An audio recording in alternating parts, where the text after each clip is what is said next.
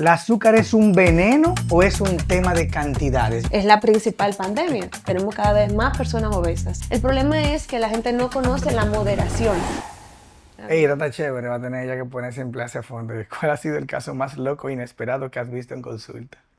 Yo he tenido 2 o 3 casos muy locos. Sí. Si tú quieres empezar por ahí. Arranca porque ya estamos grabando. Claro. El caso más loco yo creo que yo tuve fue de un paciente masculino que se laxaba todos los días, ¿ok? O sea, usaba laxantes en cantidades importantes. ¿Para engordar?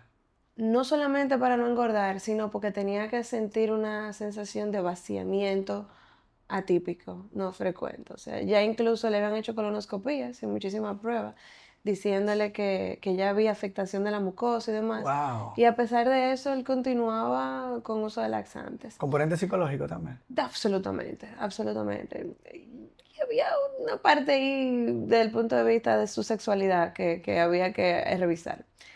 También este mismo paciente utilizaba enemas de café como parte de la limpieza del colon.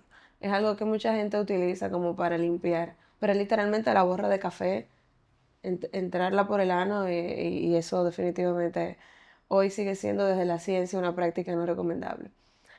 Y otro caso que tuve es de una chica que solamente come una vez al día. O sea, hay mucha gente que hace ayunos, pero esta chica tiene más de 15 años en la práctica, súper bella, anda con un pote de suplementos literalmente de este tamaño y de esta altura, porque ella entiende que con todos esos suplementos ella va a poder cubrir todo lo que ella no está comiendo en 24 horas.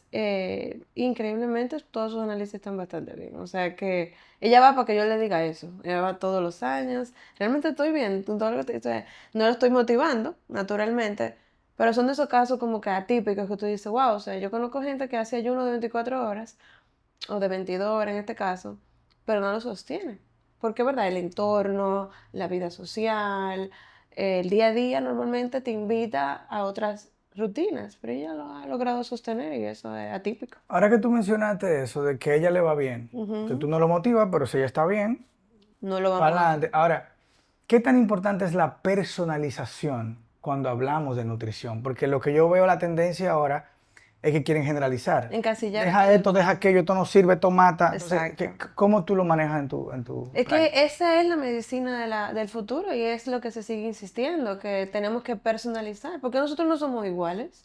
Todos somos seres humanos, pero todos tenemos, no solamente que somos diferentes físicamente, sino en nuestros entornos, en nuestro metabolismo, cómo nos criaron. Entonces, insistimos en encasillar a todo el mundo en el mismo sitio, porque es más fácil, es más costo efectivo, porque me toma menos tiempo tener que hacer esta historia clínica, tratar de individualizar la práctica, cambiar mi propuesta. Eso es mucho trabajo, Esteban. Entonces, lo que resulta más eficiente es meter a todo el mundo en el mismo sitio y naturalmente. Entonces, no solamente es importante por la parte de clínico, ¿no? De que yo voy a ver más resultados, de que no solamente en pérdida de peso, en control de colesterol y todo eso vamos a ver tener más resultados, sino que es más sostenible, ¿no? Y se adecua más a la individualidad. Y eso es algo que no solamente ya se habla desde el punto de vista dietético, sino incluso de que hay temas genéticos que hacen que las personas sean diferentes y que eso es medible ahora, que hace 10 años no lo era. Y que esa individualidad de por qué dos personas iguales, de la misma edad, de la misma altura, con el mismo peso, van a responder diferente a un patrón dietético. Entonces, es algo que cada vez es, pero sin embargo, con el tiempo lo que vemos es más la generalización. Hazte la dieta de fulano de tal. Come arroz de noche todos los días. O no te comas los carbohidratos. O entonces, seguimos como borregos, como monos, repitiendo las mismas conductas, buscando replicar el mismo resultado. Bueno, como la doctora se ve así, yo voy a hacer CrossFit, yo me voy a parir 3 muchachos. O sea, déjame hacer lo mismo para ver si tengo los mismos resultados. Tal vez te caiga atrás en el CrossFit, pero en lo de los muchachos no. ¿Qué tú opinas de los nutri-influencers? Esos tipos que ahora tienen más de 1 millón de seguidores, salen en las redes, como tú decías anteriormente, meten a todo el mundo en el mismo saco y te dicen, deja esto, esto te mata, esto no sirve, y de manera también muy tajante, o sea, no dan espacio a la individualización, a la Claro. personalización. Explícame de este movimiento, porque es un movimiento ahora. Sí, y es cada vez más creciente y más con el crecimiento de las redes. Yo te voy a decir un pensamiento positivo de eso y uno negativo. El positivo, ¿verdad? Porque siempre tenemos que empezar por eso, es que la obesidad es algo que está cada vez más en crecimiento. Yo pienso, y es algo que se ventila en la comunidad médica, es la principal pandemia. Tenemos cada vez más personas obesas. Entonces, que haya mucha influencia sobre bajar de peso, comer más saludable, y es algo en lo que casi todos los influencers coinciden. Hay que comer más vegetales, hay que comer menos procesados, hay que hacer ejercicio. Yo creo que esos comunes denominadores que tienen todos es algo muy positivo para el mundo en general. O sea, yo creo que en las próximas generaciones van a tener una mayor influencia hacia el bienestar, independientemente lo hagan o no. Ahora, el pensamiento negativo es el que te acabas de referir, de que todo es mucho de lo mismo, en restricción, en esto no, esto es terrible, esto te mata. Entonces, cada uno tiene opiniones diferentes y el mundo está confundido. No toman esos comunes denominadores, como te lo acabo de mencionar, sino que dicen no sé a quién le creo, no sé qué hago, no sé qué como, y finalmente tenemos un paciente muy confundido, y esa es la realidad. Sin embargo, debo de resaltar que es como las religiones, Esteban. O sea, tú tienes como una filosofía de vida o sea, hacia el catolicismo o hacia cualquier otro. Y al final, si te funciona, pues fenómeno, si lo puedes sostener. Por ejemplo, en el contexto del vegetarianismo, estos nutri-influencers, como tú dices, no son médicos necesariamente, sino que son coaches. Y hay diferentes niveles. Si tú no tienes ninguna enfermedad y no hay ningún factor de riesgo que finalmente tengamos que tomar en cuenta de manera importante, y tú lo que buscas es, en general, comer bien, si estás bien guiado, pues no hay ningún problema. O sea, yo puedo ser excelente aliado de todas estas personas que están mandando buenas recetas, motivando al entrenamiento y demás. El problema es que ellos no conocen esos límites de, ok, me tocó un paciente que es especial porque sí que es hipertenso, sí tiene diabetes, tiene una enfermedad Que inflamatoria, son muchos, por cierto. y ellos no diferencian de quién está consumiendo su contenido, pero cuando les piden el servicio, debería de haber, como tú mencionabas ahorita atrás de cámara, ese filtro de ya hasta ahí no te puedo ayudar. Vamos a referirte a un médico que tenga la competencia para ayudarte. O sea, puedes consumir este contenido, pero yo no me hago responsable, pero eso no es lo que está pasando. Eso no es lo que está pasando. Lo que está pasando es que por el tema, vamos a decir que económico o abarcarlo todo, lo están recibiendo a todos.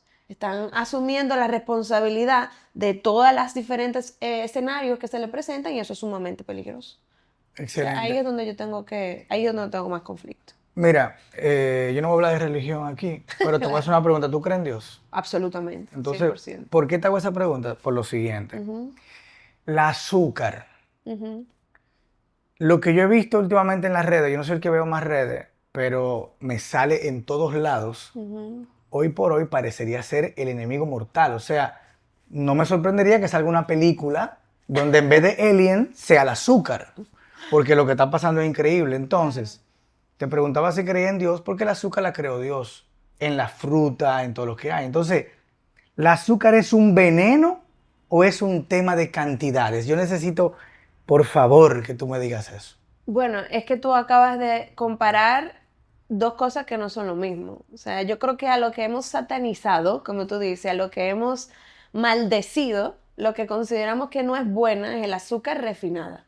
Ok. Lo que consideramos malo es el azúcar blanca, el azúcar crema, todas las versiones de azúcar adicional que yo agrego a el café, a el jugo, a dulces, a procesado. Ese es el azúcar añadida. Ese es el azúcar que tenemos problema. Ahora tú dirás, Pero esa me la estás diciendo tú, porque mi pregunta está basada en unos posts que yo he en la visto generalidad, donde han hasta el azúcar habido de la fruta. fruta y te Sí, dicen, sí. mira esto, me comí esta fruta, eso te está pasando a ti. Entonces esa no es azúcar añadida, por eso te hago la pregunta Sí, por y el azúcar, mencioné la por el fruta. azúcar de la fruta he tenido yo montones de comentarios chulísimos en mis redes en los últimos tiempos. Pues dame tu opinión aquí. No, porque la verdad es que si sacamos el azúcar de la fruta, sigue siendo azúcar como todas las anteriores que te mencioné. Entonces, lo más malo que tiene la fruta es el azúcar. Pero la fruta no es solo azúcar.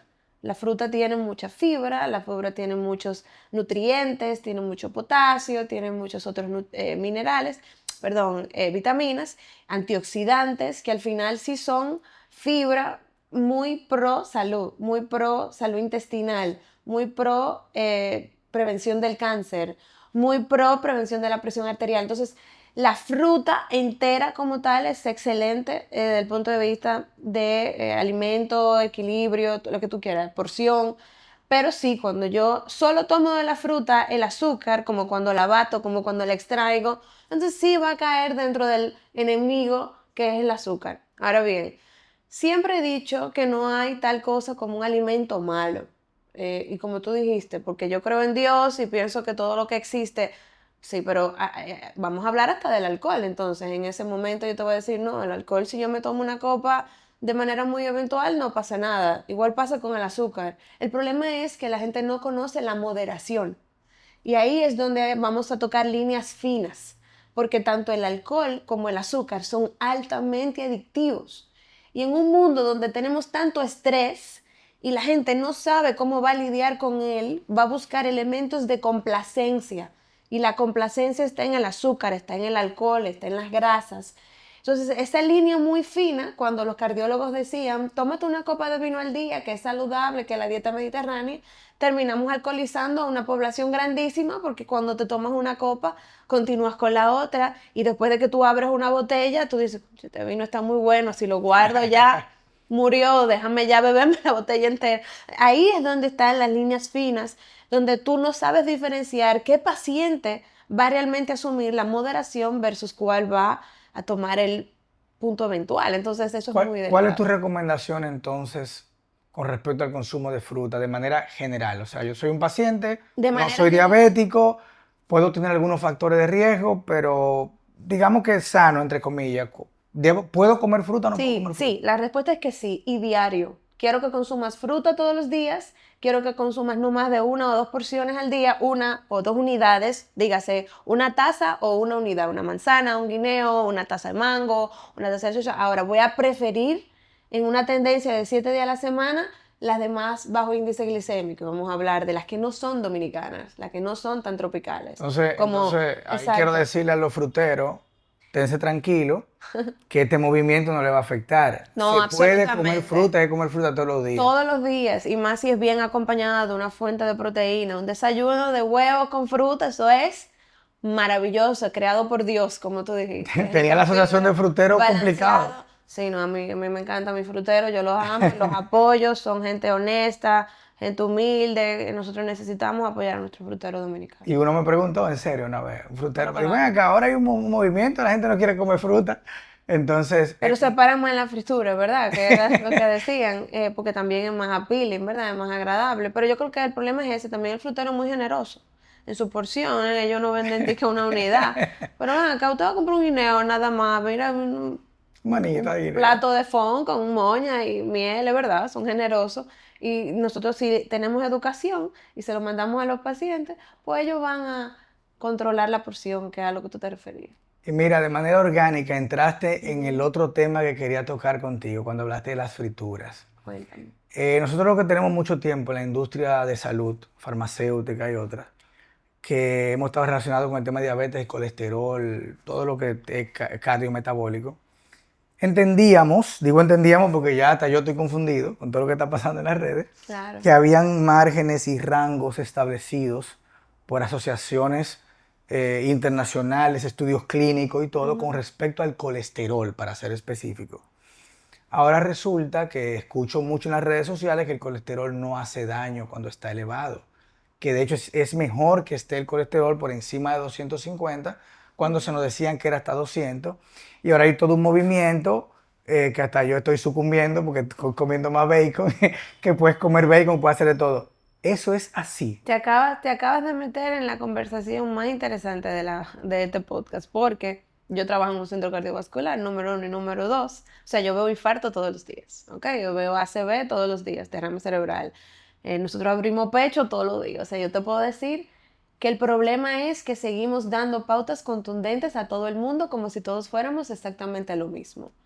Y nosotros tenemos generaciones de pacientes que uno tras otro le da el infarto generacionalmente sin tu tía, como dicen, tú sabes, o sea, a la mamá le dio un infarto a los 40 años, a la abuela le dio a los 40, al hijo le dio a los 40, ese hipercolesterolemia familiar es real, la genética influye, y a ese paciente que tiene este riesgo cardiovascular tan alto, tú le vas a mandar a comer bacon todos los días, si influencia más su colesterol. O sea, porque al final tenemos que tener la realidad de que sí, las grasas saturadas, que es lo que tú te estás refiriendo, el bacon es una carne procesada, tiene altos niveles de grasa saturada, me va a influenciar mi colesterol, pero tenemos que ser coherentes. La narrativa de quien te manda a comer bacon es coherente con su negocio. El fulanito que te dice que coma bacon todos los días, que consuma manteca de cerdo y que consuma aceite de coco, también te dice en su misma narrativa que está bien que el colesterol esté alto, que eso es bueno para las hormonas, que es bueno para el cerebro, que el problema es el Porque va a azúcar. estar alto si consume todo eso. Absolutamente, es coherente. O sea, él es coherente, él te manda esto, pero yo tengo pacientes en la consulta que son pacientes de cardiología tomando estatinas y haciendo esa dieta. Eso no tiene ningún sentido. ¿Para qué yo voy a tener una dieta que es pro colesterol y me estoy bebiendo la pastilla para el colesterol? ¿Te hace sentido eso? Lleva la coherencia. Si yo entiendo que el colesterol es un problema desde el punto de vista de formación de placas en las arterias, yo tengo que tener una dieta en línea con eso. Ahora, si yo me voy a desmontar de esta filosofía que es completamente anticientífica, porque la medicina está polarizada, entonces me hace sentido. Yo te lo voy a respetar eso, Esteban. Y yo tengo muchos pacientes haciendo dieta keto y tengo muchísimos pacientes que no lo naturalmente motivo yo, pero yo soy médico, no soy solamente nutriólogo. Yo tengo la parte de evaluar muchísimos otros aspectos donde gozo de la confianza de mis pacientes en la evaluación global de su salud para poder identificar si hay realmente un factor de riesgo. Y no todo el mundo que lleva una dieta alta en grasas saturadas le sube el colesterol. Okay. Esa es la realidad pura y simple. O sea, hay varios factores que influencian la subida del colesterol que no son solamente la dieta. Y ahí es donde tenemos la individualidad de la que venimos hablando desde el principio. ¿Cómo respondes tú a este tipo de patrón dietético? ¿Qué otras cosas haces tú para compensar esta dieta? Porque está la parte también de actividad física regular, que es para mí el sine qua non del control del colesterol. Entonces, yo sí pienso que el colesterol LDL, porque tenemos también que empezar bien a hablar con su nombre y su apellido. Colesterol, tú hablaste de por encima de 200, estás hablando de colesterol total. Si el colesterol total está en 300, porque tienes un HDL en 200, quédate así. Porque el colesterol HDL es protector. El colesterol HDL es bueno que esté alto. O sea, yo nunca lo voy a querer bajar. Ni con San Quintín. O sea, yo conozco médicos, porque ahí es que está la otra parte. No todos los médicos estamos formados de la misma manera.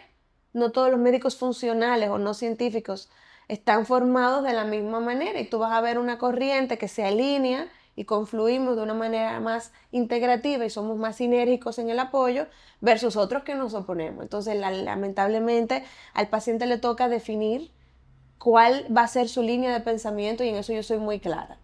Yo soy una persona que utilizo más consenso científico, yo no hablo desde mi opinión, me parece tan irresponsable eso, y más cuando un paciente te llega al consultorio que le acaba de dar un infarto, porque tú le repusiste una dieta que ese paciente tú nunca vas a ser responsable de esos pacientes, influencers que motivan a este tipo de dietas que pueden verdaderamente detonar, nunca van a presentarse en la emergencia, no tienen la licencia. No tienen la licencia ni siquiera para hacerlo. Y después de ahí, bueno, paciente yo no lo obligué. Yo no le puse un cuchillo en el cuello, cómete el bacon. Él lo hizo voluntariamente, me pagó los cientos de dólares que quiso para mi consulta y yo cedí. Entonces, yo hablaba de eso los otros días. La responsabilidad de la salud es del paciente. El médico es un excelente apoyo, un excelente enlace, un excelente comunicador, you name it. Pero al final el paciente es quien decide lo que va a perseguir con su sentido común. Fui donde la doctora porque considero que ella tiene la capacidad de decirme, no, mira, como tú tienes placas en las carótidas, score de calcio alto, familia directa con infarto, tú no puedes darte el lujo de tener colesterol alto. A mí no me digan otra cosa. Vamos a poner un paciente real y le vamos a mandar este pedacito del podcast, pero claro, estoy seguro que se van a identificar con este paciente un grupo grande de personas que nos estará mirando. Mi hermano, él está influenciado por esos influencers. 40 años, masculino de 40 años, Ujú, historia de mucho deporte, con textura gruesa. Mi papá, ujú. infartado a los 60 y operado de corazón abierto hace un año con 3 bypass. Wow. Entonces, es mi hermano, aunque entienda que está sano, que estaba un poquito alto el total el otro día, un candidato a llevarse de esta corriente y está comiendo bacon y tener el colesterol alto, porque Mira, sí le está subiendo. es interesante que el bacon no te va a subir el colesterol a menos que tú no seas demasiado exagerado en el consumo. Un alimento, ni el chicharrón, que me encanta, fueron mis antojos de todos los embarazos. eh, o sea, a mí nunca me sube el colesterol por comerme un chicharrón una vez a la semana o por comerme un bacon. Es la conducta, huevo con bacon todos los días, tú sabes. Ese es el problema. Entonces, tu hermano tal vez pensará, papi no tuvo buenos hábitos. Papi no hacía ejercicio, tenía el azúcar alta, se le taparon las arterias, pero yo no voy a hacer lo mismo y por eso, ¿qué sabe él? ¿Qué influencia tuvo la genética Esa versus parte. el estilo de vida? Hay una probabilidad de que haya sido más el estilo de vida lo que haya finalmente detonado, porque no estamos sentenciados a tener un infarto por la genética. Hay varios niveles de hipercolesterolemia familiar donde sí es prácticamente absoluto que vas a tener el evento, pero hay otros donde sí el estilo de vida puede potenciar el evento versus no. Entonces, en tu hermano, él debería de ser muchísimo más cauto, igual que tú, en tener rangos de colesterol y de glucosa, porque nunca un paciente que le dio un infarto solamente tuvo el colesterol alto. Este paciente tuvo una mezcla de factores. Hay que ver cómo estaba su composición corporal, exceso de grasa, resistencia a la insulina, aumento de colesterol, ácido úrico, niveles de presión. O sea, son como muchos factores que influencian. Y cuando ya tú llegas a un punto de tener un bypass, tú tienes años formando placa en las arterias a un punto donde ya ni siquiera fueron estenteables. Hubo que abrirte Así el fue. pecho. Entonces, de nuevo, yo creo que sí me encanta que tu hermano esté muy influenciado por cuidarse, pero tiene que ver las líneas grises, porque le quedan 20 años para caer dentro de tu grupo y nadie se lo va a decir. A mí me encantaría ver qué va a pasar con estos influencers en el tiempo. Tú sabes, deja que se va a morir Dr. Biter. Me encantaría ver, no, de verdad, te soy súper sincera. Pues, Sí, porque es se supone que curioso. esa gente van a vivir 100 años, que No, no se van a más, enfermar. más, no, esta gente son insufribles, ¿tú entiendes? Y veamos al, que hay que hablar con respeto finalmente, que es el doctor Suárez, no me acuerdo, Frank Suárez, ¿no? Que hablaba de todo lo mismo que hablan los demás influencers sobre que las grasas saturadas eran buenas, pero era un médico que no tenía una composición corporal adecuada. Tú veías que tenía abdomen, que tenía atrofia muscular en los brazos, no era un tipo que se ejercitaba y murió, no sé si fue una depresión, si se suicidó, si realmente hizo un infarto, hay muchas líneas grises en la explicación. Y naturalmente tú con mucho respeto no puedes decir, no, pero tú vas a estar haciendo este tipo de respuesta, de conductas, probablemente, no, o sea, eso es muy delicado. Muy probablemente cuando suceda con Dr. Biter nadie va a decir, mira, se murió por esto, por aquello, pero es interesante que nos falta mucho tiempo para finalmente saber cuál va a ser la respuesta a conductas que no están basadas en evidencia. Entiendo que la generación de ahora va a poder tener un poquito más de respuesta que nosotros, porque ahora todo está mucho más sobre la palestra, pero la práctica medicina que nosotros ejercemos hoy está basada en eso, en lo que han sido los últimos estudios, la última evidencia y demás. Arnold Schwarzenegger le dio un infarto, hubo que abrirle el pecho y dirán, bueno, fue una válvula lo que hubo que operarle a Schwarzenegger. Las válvulas se enferman por exceso de colesterol. Y él por mucho tiempo usó esteroides, claramente establecido, dietas carnívoras. ¿Podemos atribuirle? Nunca lo vamos a saber. Entonces, ahí es donde vendemos todos a decir, ok, nosotros no nos queremos sacar la lotería de un evento cardiovascular por mis hábitos. Déjame ser lo más prudente, continuar las líneas de manejo. Y yo te soy honesta, yo tengo muchos pacientes de más de 100 años que los veo en la consulta, algunos incluso 98, 97, los otros días vi en una paciente de 106 años y ninguna ni se montó en una cubeta de agua con hielo, ni hizo extrusión de los carbohidratos, comió fruta toda su vida. La mayoría de los pacientes longevos que llegan a los 100 años, lo que tienen en común es lo que hablamos ahorita. Ejercicio, una alimentación coherente, y que duermen. Una cosa, Erika, la glucosa.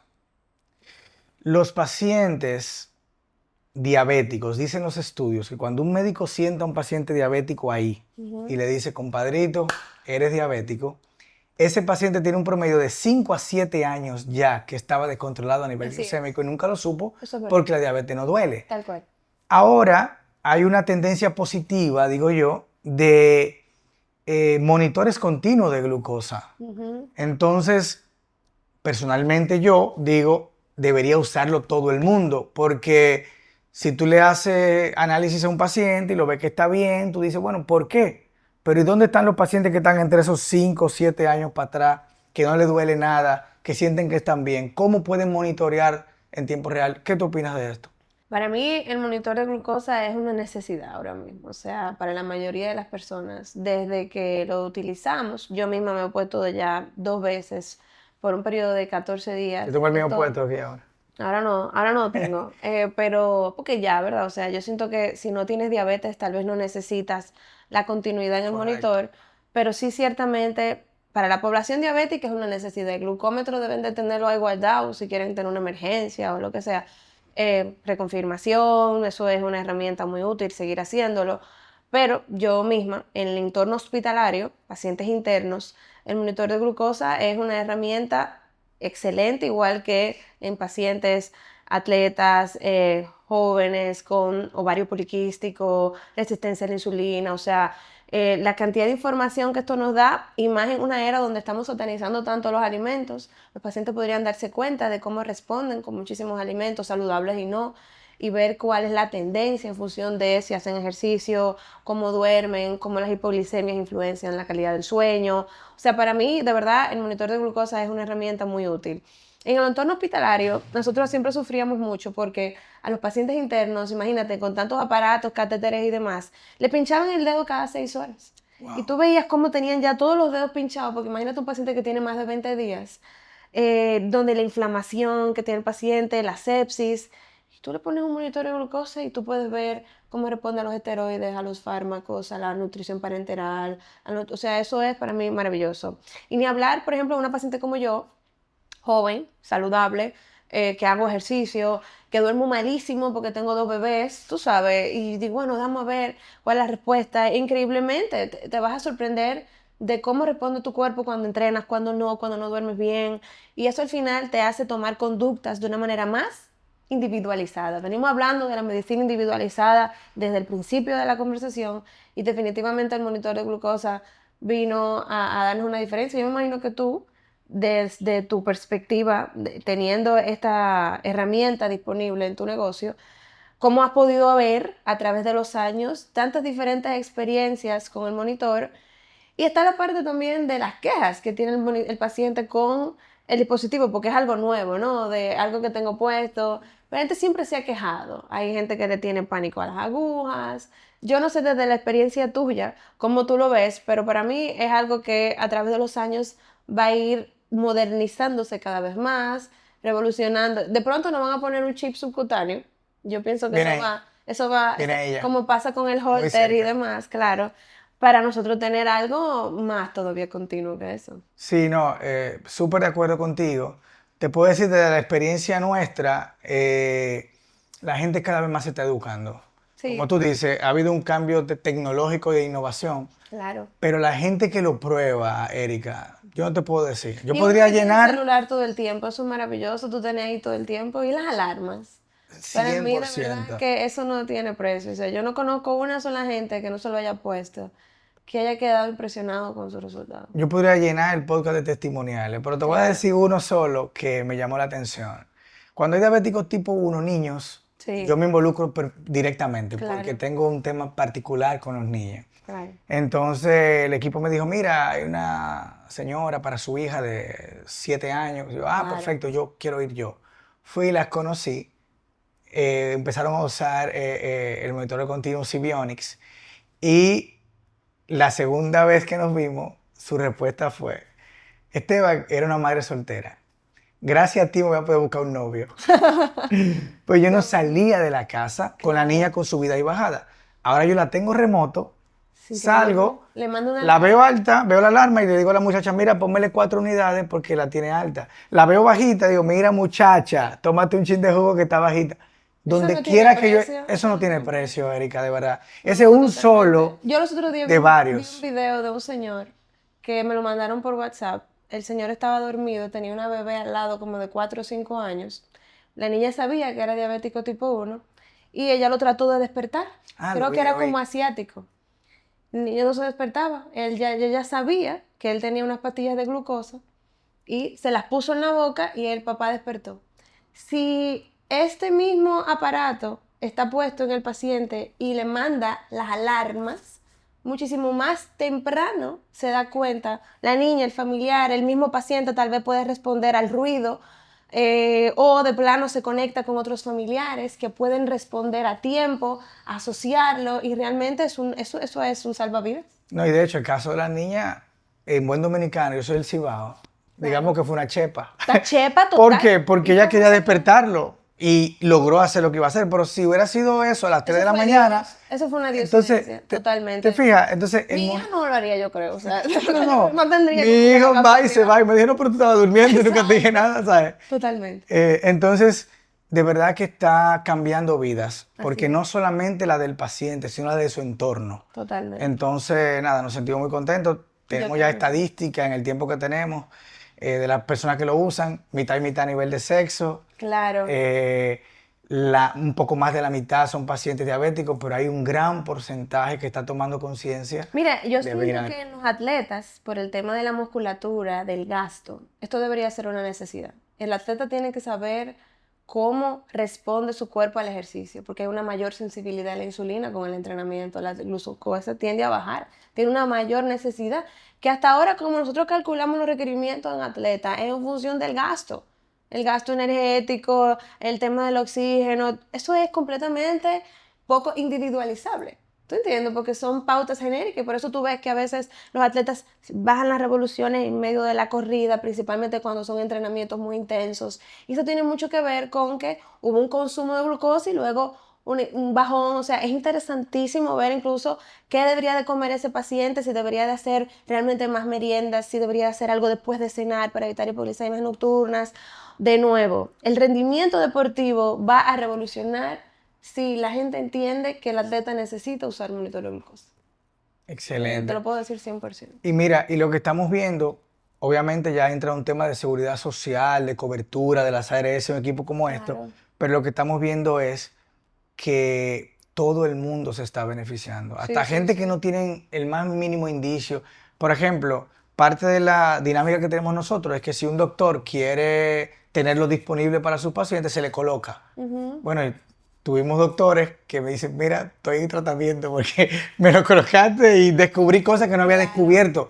Y era solamente para probar el funcionamiento. Entonces, bueno, influencers lo han estado Pero yo usando. me lo puse porque yo tengo que saber lo que le estoy poniendo a mis pacientes. O sea, deberían de ponérselo todos los médicos. O sea, usted tiene que conocer no solamente el dispositivo, sino incluso diferentes respuestas que puede tener usted para usted mismo decirle, mira, yo tuve la experiencia de manera personal de que este alimento, de que con esta conducta las cosas pueden ser diferentes. Y naturalmente yo creo que pasa eso también. Eso está científicamente estudiado, Esteban. Los médicos que practican lo que recomiendan son mejores médicos.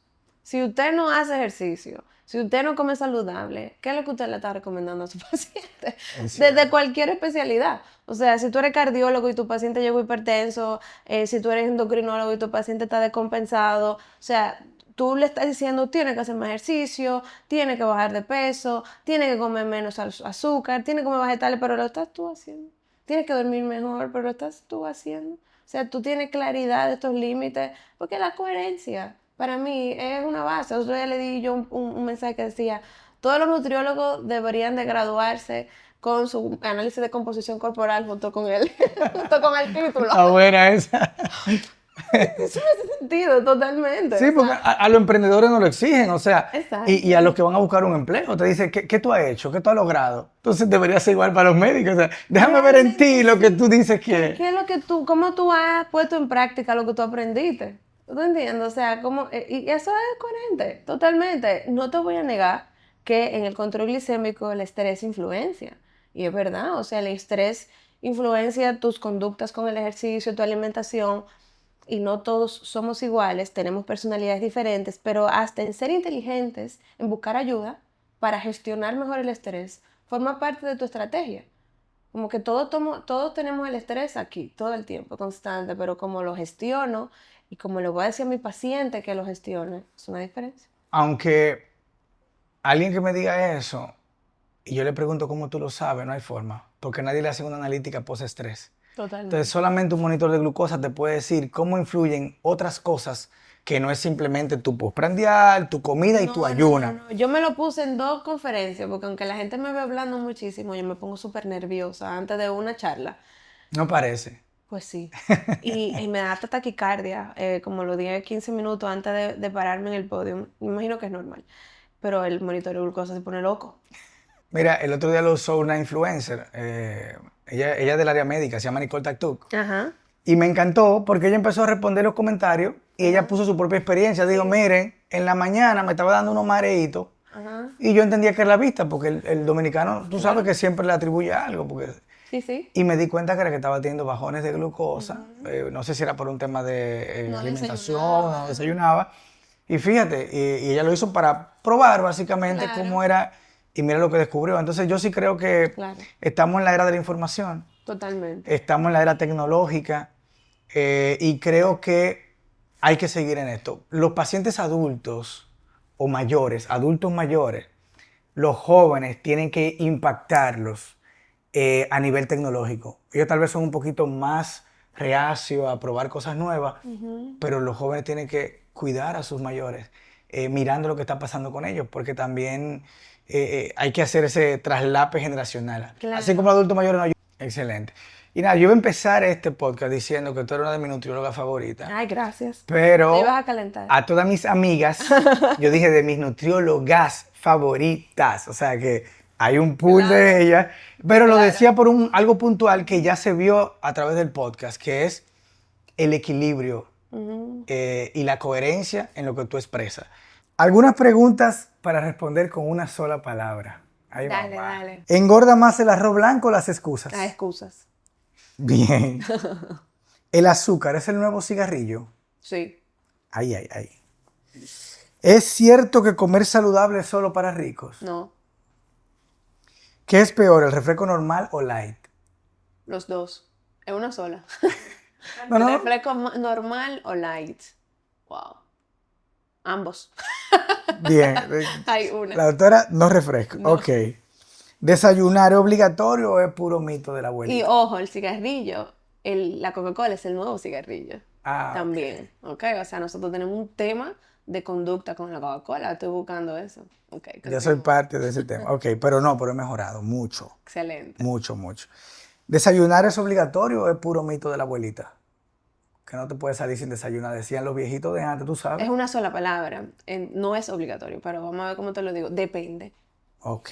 Ujú. ¿Cuántas veces al día deberíamos comer? ¿3 como normalmente lo hace la mayoría o 5? Depende. Muchos depende. Es que esa es Te la voy a dar la oportunidad y que me individualización. diga depende de qué.